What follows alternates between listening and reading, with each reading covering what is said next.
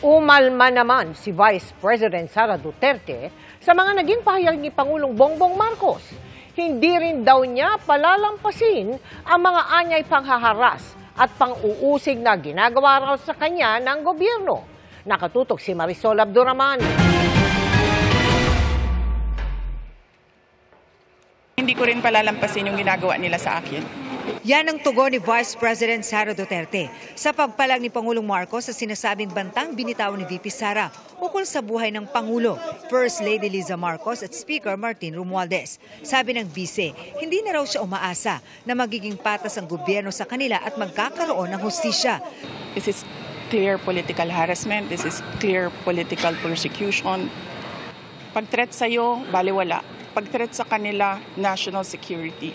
Saan ka? Sa nauna niyang pahayag, sabi ng Vice Presidente, maliciously taken out of context daw ang kanyang mga pahayag tungkol sa Pangulo na ginawa na itinuring na raw national security concern ng National Security Council. Hamon niya sa National Security Council. Bigyan siya ng kopya ng notice, listahan ng attendees, mga litrato at notarized minutes o buo ng pagpupulong kung saan nagkasundo ang NSC na ituring na national security concern ang kanyang mga pahayag. Dagdag ni VP Sara, dapat isama sa agenda ng susunod na pagpupulong ng NSC ang kanyang hiling na makapagpresenta ng mga banta sa Vice Presidente, sa Office of the Vice President at sa mga tauhan nito. Nagsabi ang NSC na national security concern ang threat sa President, pero apparently they really do not consider the threat to the Vice President as anything of a concern. What kind of country is this? Hindi ba kaparte ng gobyerno ang Vice President? Hindi ba ako binoto ng mga tao? Hindi ba ako ang Vice President ng buong Pilipinas, ng lahat ng mga Pilipino?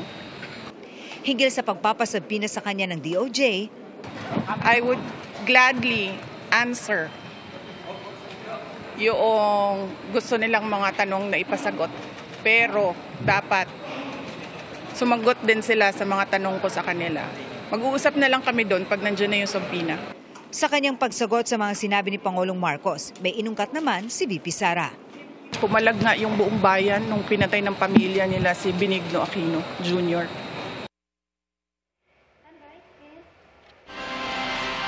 Pinagsisikapang kunin ng GMA Integrated News ang panig ng mga Marcos sa sinabing yan ni Vice President Duterte.